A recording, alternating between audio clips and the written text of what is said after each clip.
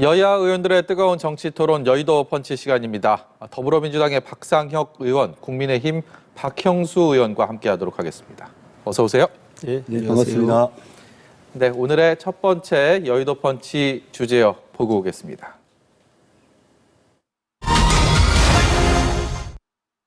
민주당이 검수완박 입법 속도를 내면서 여야의 강대강 대치가 이어지고 있습니다. 4월 여의도 국회 그야말로 전운이 감돌고 있습니다. 이 토론 시작 전에 사회자로서 좀 부탁드리고 싶은 것이 있습니다. 검찰청법, 형사소송법 개정안, 그러니까 이 검수완박 법안이라는 것에 왜 필요하고 또 혹은 왜 불필요한지 뭐 전혀 언급 안 할 수는 없겠지만 가급적 간략하게 좀 다뤘으면 합니다. 왜냐하면 이 얘기를 양당의 목소리를 너무나 오랫동안 저희가 들어왔기 때문에, 그리고 그것이 어떤 접점을 찾을 수 없는 것이 현실적인 상황이라는 것을 공감하고 있기 때문에 앞으로 어떻게 그러면 진행이 될 것이고 앞으로 어떻게 해결을 할 것인지에 좀 집중해서 얘기를 했으면 합니다.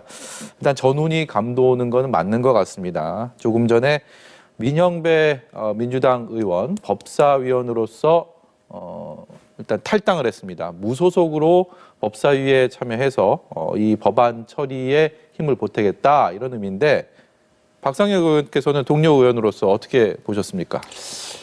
평소 민영배 의원님하고 여러 가지 관련되어서 토론을 좀 해봤던 적이 있습니다. 그런데 민영배 의원 자체가 굉장히 오늘 뭐 필요성에 대해서 길게 얘기하지 않겠지만 굉장히 동감하고 반드시 이번에 수사와 기소를 반드시 분리해서 검찰이 제자리 찾기, 정상화할 수 있는 길을 해야 된다라는 강한 좀 신념과 소신을 갖고 계신 분이에요. 그래서 저는 이게 무슨 지도부하고 상의하거나 그랬을 것 같지는 않고 지금 돌아가는 상황이 양양자 의원이 조금 신중한 입장을 취한다, 이런 보도가 있다 보니까 그리고 양양자 의원 자체가 뭐 저희 당 소속은 현재 아니고 무소속이시잖아요. 그래서 아마도 그런 의사 확인이나 이런 것들이 어렵고 지금 알려지는 것이 좀 신중하다, 이렇게 하다 보니까 자신이라도 나가서 결단코 이번에는 해내야겠다라는 좀 의지가 강하게 표출된 탈당이 아닌가, 그렇게 좀 이해가 됩니다. 양양자 의원이 무소속 의원으로서 소위 말해서 우리 편이 되기가 좀 확실하지가 않다라고 하면 설득을 하는 좀 작업이 필요하지 않았을까요? 저도 그렇게 생각을 하고요. 그런데 이제 양양자 의원이 당 밖에 좀 계시고 그래서 아마도 그런 과정들, 설득의 과정들이 어떻게 진행되는지 제가 좀 확인하기는 좀 어려운데, 예. 저도 뭐 지금 바로 오면서 이제 민영배 의원 탈당 소식도 듣고 했는데 그 과정 속에서 어떻게 좀 진행됐는지는 저도 좀 확인을 좀 해봐야 될 것 같습니다. 그런데 저는 양양자 의원뿐만 아니라 다른 또 무소속에 여러 계신 의원들, 그리고 오히려 또 정의당의 강은미 의원 같은 경우는 뭐 뜻을 같이 하겠다, 이런 입장을 내신 것 같은데, 그다음에 국민의당 권은희 의원도 이런 부분들, 그리고 또 조금 더 신중하게 했으면 좋겠다고 생각하는 조정 의원 같은 경우는 그러신 것 같아요. 그래서 그런 분들까지 다 포괄해서 함께 토론도 하고 필요하다면 더 설득도 하고, 이런 작업이 반드시 필요하고 그것이 또 민주주의, 그리고 의회의 민주주의라고 저는 생각합니다. 네, 박형수 의원은 먼저 질문 드리기 전에 여의도 펀치에 처음 와주셔서 감사드리고요. 네. 그리고 원내대변인으로 또 활동하게 되셨으니까 앞으로도 왕성한 활동 기대하도록 하겠습니다. 네. 민영배 의원의 탈당 어떻게 보고 계십니까? 저는 한마디로 민주당이 이 검수완박 법안을 강행 처리하겠다라는 의지를 표현한 것이고, 또 그 강행 처리에 필요한 편법을 지금 쓰고 있는 것이다라고 생각합니다. 첫 번째, 지금 민주당 내에 있던 소병철 의원이라든지 또 우리 송기현 의원, 법조인 출신 의원들이 다 법사위를 사임했습니다. 사임했습니다. 이건 무슨 얘기냐면은 법조인으로서 도저히 참 이 법안을 통과시키기가 어렵다라는 본인들의 어떤 양심상의 그런 가책 때문에 사보임한 거 아닌가 생각이 들고요. 이번 우리 민영배 의원의 탈당은 그야말로 민주당이 지금 편법의 극치를 지금 보여주고 있습니다. 원래 법안을 심사를 하다가 거기서 여야 간에 이견이 생겨서 안건을 좀 심도 있게 논의해야 될 필요가 있다고 생각할 때는 안건조정위원회를 소집하게 되어 있습니다. 그러면 여야 동수입니다. 여야 동수가 되는 중에서 우리 당에 2명이 들어가고 민주당이 3명이고 나머지 이제 무소속 1명을 넣어서, 그래서 여야 동수로 안건조정위원회를 꾸리는데 그 몫으로 양양재 의원을 넣기 위해서 양양재 의원을 법사위원으로 사보임한 것입니다. 그런데 양양재 의원이 어제 알려진 바와 같이 본인의 소신대로 하겠다라는 그런 의사가 표명이 되니까 양양재 의원이 반대를 한다거나 기권을 하게 되면은 이 법안 통과가 불가능하게 됩니다. 그러니까 급하게 민형배 의원을 탈당을 시켜서 법사위원장이 안건조정위원회에 무소속 몫으로 양양재 의원이 아닌 민형배 의원을 넣겠다. 이런 의도를 지금 표현한 것입니다. 이거는 그야말로 국회법을 정면으로 위반하는 것입니다. 국회법의 안건조정위원회의 정신이 뭐냐면은 여야가 동수로 충분히 논의를 해서 법안을 처리하라라는 의미로 만들어 놓은 제도입니다. 그것을 편법을 써서 민주당 인사를 탈당을 시켜서 무소속을 만들어서 거기다가 넣어서 한다 그러면 안건조정위원회라는 제도를 만든 의미가 없는 겁니다. 예. 민주당은 어찌됐든 간에 28일이라고 많이 얘기합니다. 한 일주일 남짓 남은 이 4월 안에 본회의에서 처리하겠다, 강행하겠다라는 의지가 굉장히 확고해 보입니다. 맞습니까? 예, 뭐 아시는 것처럼 저희들이 이번 당론을 정하면서 여러 전문가들 그리고 법조인 의원들, 비법조인 의원들 그리고 여러 차례 또 의원총회를 거치면서 당론을 모았습니다. 예. 그리고 그 과정 속에서는 조금 더 신중했으면 좋겠다라는 의견도 있었고 아니다 이번에 반드시 검찰의 더 강력한 이 부활 이런 것들을 막기 위해서는 반드시 민주주의를 위해서 이번에 해야 된다 이런 의견들이 아주 토론을 과정 속에서 저희들이 당론을 모았던 것이기 때문에요. 그런 당론을 어떻게 이제 의회에서 국회에서 법안으로 통과시킬지 그런 의지들은 이제 다 모아진 만큼 그런 정확한 좀 적절한 뭐 저희들로서는 그런 의사 일정들을 좀 밟아 나가겠다 이런 뜻들을 의원들이 다 다지고 있습니다. 어렵사리 법사위의 문턱을 넘어선다 하더라도 본회의 표결을 할 때 민주당이 당론으로 정했기 때문에 172명이 발의도 했죠. 예. 예, 172명 아무도 이탈하지 않고 하나의 뜻을 모을 수 있다 이런 분위기입니까? 저는 뭐 그렇게 생각을 하고 있고 그게 당론의 의미이고 또 지난 여러 가지 토론과 과정 속 의총을 여러 차례 했던 그런 의미라고 생각이 들고요. 물론 또 개개인의 판단들은 있을 가능성도 있습니다만 예. 지금 갖고 있는 이 엄중함 그리고 우리 당원들이 지켜보고 계시고 국민들이 함께하고 계시는 이 상황 속에서 저는 뭐 희망하건대 또 네. 기대컨대 함께 총의를 모아서 통과시킬 수 있을 거라고 생각합니다.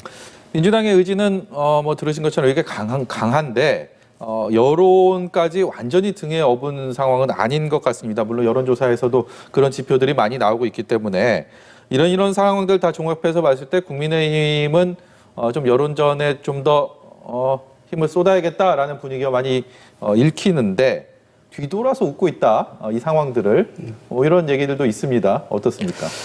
그거는 그렇지 않습니다. 단순히 정치적인 득실로 계산한다라면은 이번 지방선거에서 민주당이 만약에 이 법안을 강행 처리에 밀어붙이고 제가 조금 전에 말씀드린 바와 같은 여러 가지 편법을 써서 밀어붙인다라면은 지방선거에서 마이너스가 될 것입니다. 네. 그래서 우리한테는 득이 된다라고 볼 수도 있는데 저희들이 반대하는 것은 그런 차원이 아닙니다. 정략적인 득실을 따져서 반대하는 것이 아니라 정말로 이것이 국민들한테 득이 되는지 어떤 해악이 있는 것인지 이걸 따져서 근본적으로 이 검수완박 법안은 국민들의 민생 정말 어려운 이 민생 범죄들을 척결 못하게 하는 것이고 또 그 억울한 사정들을 들어주는 장치를 하나를 더 없애는 것입니다. 자, 예를 들어서 우리 재판제도 3심제도가 있지 않습니까? 억울하면 한 번 더 상소해서 다툴 수가 있는 그러니까 그런 제도가 있는데 수사에서는 사실상 지금까지 2심 구조로 운영되어 왔습니다. 경찰에서 한번 피의자건 피해자건 간에 내가 억울한 점이 있다고 하면은 경찰에서 한번 얘기를 하고 또 그것이 받아들여지지 않으면 검찰에 가서 내가 한 번 더 얘기를 하고 그렇게 할 기회가 있었던 것입니다. 근데 이 검수완박 법안이 완성된다 그러면 그 기회가 이제는 한 번으로 줄어드는 것입니다. 경찰에 가서 얘기를 해서 제대로 되지 않으면은 다시 구제받을 기회가 수사 단계에서는 최소한 없어지는 것입니다. 그걸 과연 없앨 필요가 있느냐라는 것이 이 법안의 핵심이고 그래서 우리가 반대하는 것이지 정치적으로 득이 있고 실이 있고 그래서 반대하는 것은 아닙니다. 예. 여론전 외에 뭐 필리버스터 얘기들 많이 하는데 지금 택할 수 있는 방법은 그 정도입니까? 지금 그렇습니다. 지금 필리버스터를 할 수 있는 뭐 방법 밖에는 지금 합법적인 방법이 지금 없습니다. 그렇지만은 그 필리버스터까지 가는 과정에서 국회의장의 역할이 굉장히 중요합니다. 지금 국회의장께서 해외 순방을 가시려고 하다가 지금 미루고 지금 안 가시고 그렇게 했는데 그 부분에서 국회의장이 예를 들어서 필리버스터를 할 때 의사 쪼개기라든지 이런 것들을 받아주지 않겠다라는 의사 표시를 확고하게 하신다라면 여야가 합의할 수밖에 없는 것이죠. 예, 박병석 의장 말씀하셔서 해외 출장 일정을 보류했습니다. 어떤 얘기들이 있지 않겠습니까? 박병석 의장님 같은 경우는 아주 오랫동안 국회의원 활동을 하시는 의회주의자입니다. 예. 근데 제가 알기로는 이번에 북미 순방 일정도 굉장히 오래전부터 준비해 오셨던 여러 가지 중요한 일정이었다고 알고 있었는데 그것을 보류하시고 여러 가지 뭐 정확하게는 아직 알려지는 않았지만 이런 중차대한 법안을 통과시키는데 아마도 또 큰 역할을 좀 해 주시리라 기대도 하고요. 또 그 안에서 조금 조정이 필요하고 또 오히려 불필요한 어떤 아까 뭐 전운까지 우리가 좀 표현했는데 불필요한 이제 뭐 국회 선진화법에 대해서 물리적인 충돌은 없겠지만 혹여나 생길 수 있는 그런 서로 간의 불필요한 긴장감 이런 것들 갈등 이런 것들을 원만하게 조정하면서 저희들이 당론으로 모았던 이 법안을 통과시키는데 뭐 여러 가지 큰 무리 없이 의사진행을 해주실 거로 좀 기대를 합니다.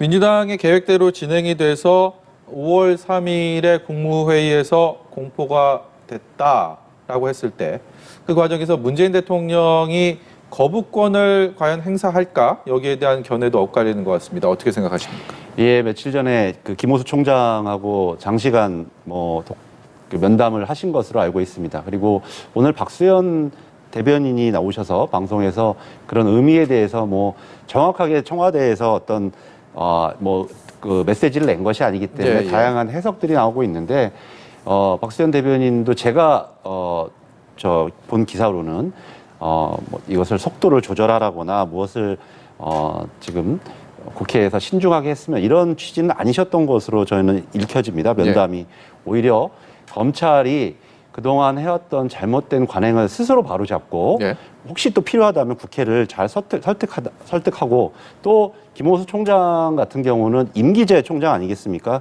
대통령께서 생각하는 검찰 독립의 또 중요한 요소가 여러 가지가 있지만 그중에 하나가 검찰총장의 임기를 끝까지 치르는 겁니다. 그래서 윤석열 당선인도 전 총장일 때 그런 부분에 대해서는 독립적인 보장을 해주셨고요. 그래서 아마 그런 차원에서 임기를 지키면서 제대로 된 역할을 하라.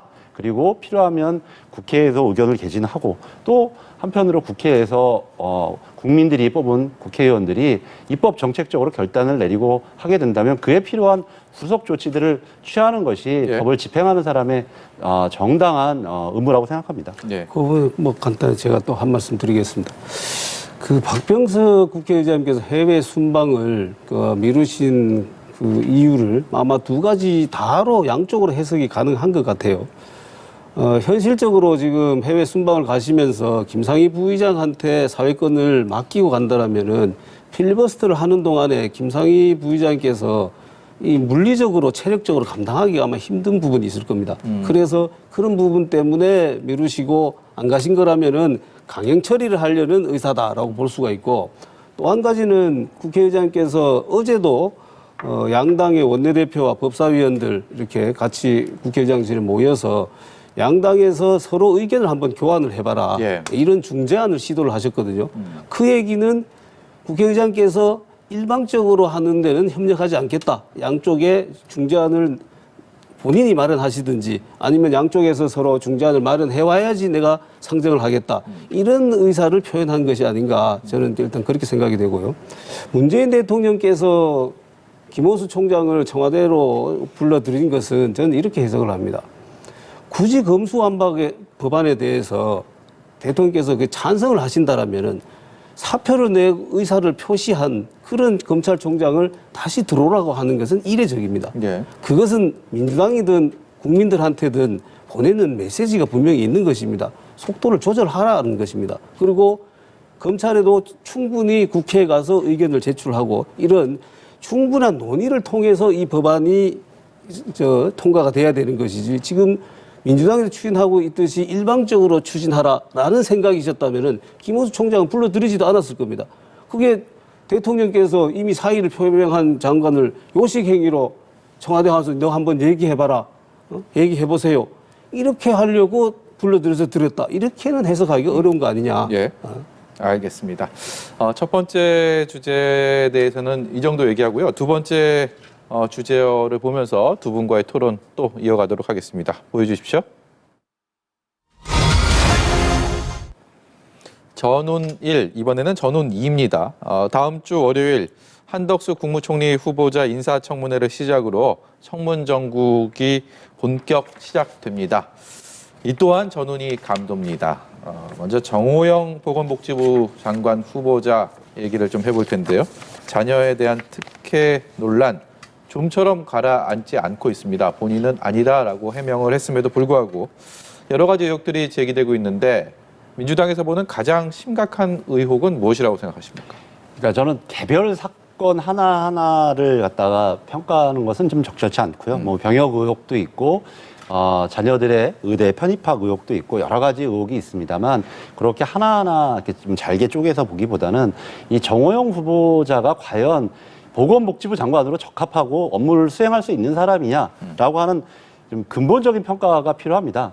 뭐 맨 처음에는 윤석열 당선인의 40년 직이라고 했다가 예. 이제는 친구도 아니다 뭐 이런 표현까지도 나와서 과연 인간적으로도 굉장히 좀 본인도 씁쓸할 거라고 생각이 드는데 이 국민연금 개혁이라든지 이렇게 중차대한 문제를 가지고 있는데 지금 개혁 과제로 갖고 있지 않습니까? 뭐 당선인도 그렇게 하시겠다고 공약했던 바도 있고 그런데 보건복지부 장관 지금 정호영 후보자 같은 경우는 그냥 병원장을 하셨을 뿐이지 뭐 의료 분야의 전문성은 있을지 모르지만 보건복지 전체를 아우를 수 있는 특히 이 국민연금이라는 거 개혁 같은 거는 정권의 운명과도 맞닿을 수 있는 아주 중요한 그런 개혁 과제들입니다. 그런 것을 하기에도 적절치 않다. 첫 인선이 될 때부터 그런 평가가 있었던 분인데 이제 도덕적으로 여러 가지 흠결들 그리고 이제 조국 전 장관의 청문회를 거치면서 국민들의 눈높이는 굉장히 높아져 있는 것이 사실이지 않겠습니까? 그렇다면 그런 것을 통과할 수 없는 상황.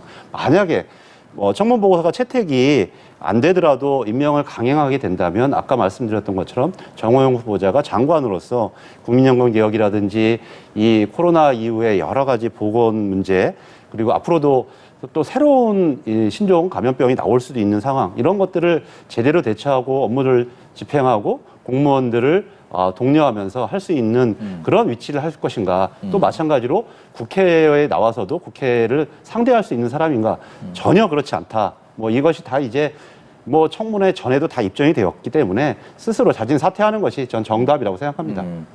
박 의원께서는 어떻게 생각하십니까? 반론 있으면 말씀해 주시죠. 보건복지부라는 것이 기본적으로 보건과 복지를 지금 합쳐놓은 거지 않습니까? 그래서 그 두 부분에 모두 정통한 부분을 찾는다는 건 현재 정부조직법으로는 불가능합니다. 예. 그렇기 때문에 이 부분은 앞으로 우리가 정부조직법 논의를 할 때 그때 이 부분을 분리할지 이런 부분은 우리 여야가 다시 또는 인수위와 같이 논의를 해야 될 부분이지만은 현재로서 경북대 병원장을 지내신 분이 보건 분야에 대해서 자격이 없다. 이거는 좀 말이 안 되는 것 같고 예. 그 부분이 만약에 그렇다면 청문회에서 그 부분을 따져야 되는 것이죠. 청문회가 왜 있느냐면은 그런 그 업무를 감당할 자질과 능력이 있는지 그거를 테스트해보기 위해서 인사청문회를 하는 거 아니겠습니까? 그래서 그 부분은 당연히 청문회에서 따져야 된다. 그리고 지금 자녀의 그 의대 편입학 문제라든지 병력 문제 이런 부분에 있어서는 여러 가지 의혹들이 있을 뿐이지 그 어떤 팩트가 있는 것이 아니다. 좀 흔히 자꾸 지금 조국 전 장관 사태와 네. 비교를 하시는데 구도는 비슷하지만 그때와 세부적인 내용에 있어서는 완전히 지금 다르거든요. 그때 당시에 조국 전 장관이 표창장 위조라든지 이런 부분이 없었으면은 그렇게 됐을 리가 없는 거잖아요.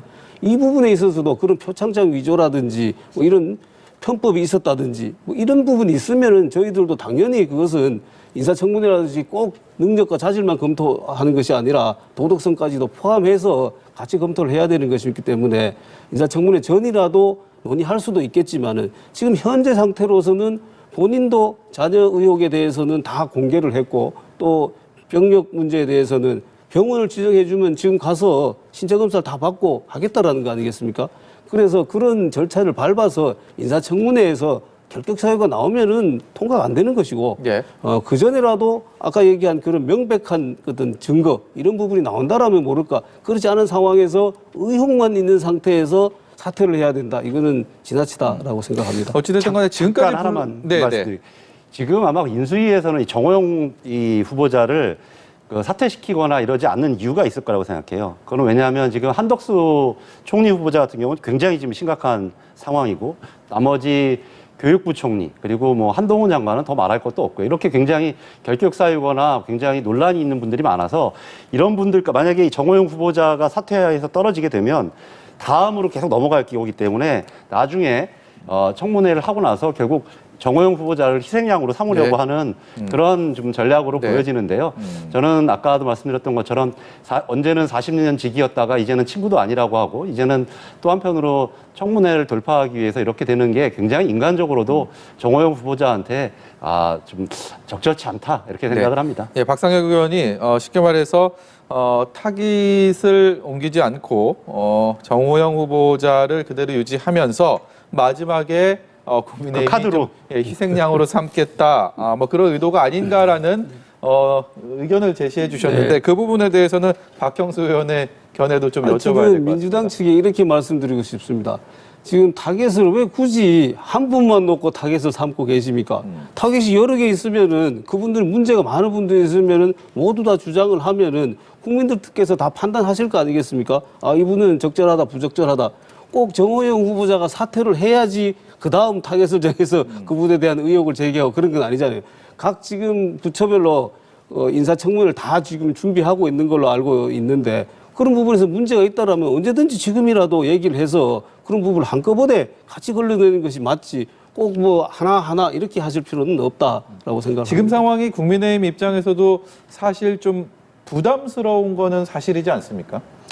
의혹들이 제기되는 부분에서는 뭐 당연히 부담스럽죠. 그리고 또 저희들은 기본이 뭐 공정과 상식을 회복하겠다고 출발한 정부이기 때문에 그런 부분에 대해서 의혹이 있다라면은 그걸 굳이 덮고 가고 그렇게 할 생각은 없습니다. 예. 우리 국민의힘 당 차원에서도 이런 문제들이 불거진다라면은 언제든지 인수위나 당선인 측에 이러이러한 민심들을 전달하고 그렇게 할 생각입니다. 네. 그런가 하면 이 정호영 후보자와 달리 한동훈 후보자에 대한 반대 여론도 상당히 굳건한데 이 후보자를 둘러싼 의혹들보다는 인물 자체에 대한 찬반이 핵심인 것 같습니다. 민주당에서 이렇게 반대한 이유는 뭡니까? 그러니까 저희들이 처음부터 말씀드렸지만 지금의 법무부 장관이 어떤 자리인가가 굉장히 중요하다고 생각을 합니다. 아시는 것처럼 윤석열 당선인은 민정수석실을 폐지한다고 합니다. 그리고 그러고 나서 인사들의 그러니까 앞으로 공직 인사의 검증 기능을 법무부로 이관한다고 합니다. 그러면 법무부 장관은 검찰의 인사권뿐만 아니라 전 공직자들의 그 인사 검증 기능도 담당하는 사실상 민정수석, 그러니까 법무부 장관이자 민정수석이자 또 인사수석일 수도 있는 그런 자리에 해당하게 해서 사실상 이 정부의 2인자 그리고 이 한동훈 후보자 같은 경우는 아시는 것처럼 김건희 씨하고 뭐 수십 차례, 뭐 수백 차례 카톡을 주고받는 굉장히 아주 그 영분이 되실 분하고도 굉장히 친밀한 관계를 오랫동안 해오신 분입니다. 그렇다면 이렇게 당선인과 아주 인적으로 그리고 오랜 관계 속에서 그리고 막강한 권한을 갖게 되는 법무부 장관 이런 부분이 과연 적절한 것이냐 우리가 생각하고 있는 검찰 제국 뭐 이런 부분을 얘기하지 않을 수 없는 이런 상황에서 이분이 과연 법무부 장관을 해낼 수 있는 사람이냐에 대해서 굉장히 저희는 의구심을 가질 수밖에 없는 것이죠. 정호영 후보자보다 한동훈 후보자가 민주당 입장에서는 절대 안 된다. 더 1순위에 있습니까? 아니 정호영 후보자 같은 경우는 그분이 장관으로서의 지위의 문제라고 한다면 한동훈 후보자라고 하는 사람은 뭐 지금도 임대차와 관련되어 가지고 여러 가지 뭐 문제점이 나타나 있고 농지법 위반 관련되어서도 이제 하나 둘씩 그동안의 문제점들이 나타나고 있습니다. 이런 개별적 사건도 중요하지만 법무부 장관을 맡기에는 이 제도적인 법무부 장관의 위치와 함께 가장 적절치 않은 사람이다라는 생각을 하고 있고요. 네. 이런 부분이야말로 정말 당선인께서 여러 가지 사심이 없으시다고 한다면 좀 정말 중립적인 인사, 계속 탕평 인사 하신다고 하지 않았습니까? 국민 통합 인사 하신다고 했었는데 그런 분을 법무부 장관으로 하면 좋겠다라는 생각이 들고요. 하나만 잠깐 인사 나왔으니까 덧붙이면 좋겠는데 이번 왜 인사 조각에 호남 출신은 없습니까? 한덕수 총리는 스스로 자기가 전주 출신이 아니라고 부정했던 과거가 있는 분이에요. 광주 전남은 아예 없습니다. 왜 서울대 60대 남성만, 영남만 이 국민 통합과 능력이 있는 겁니까?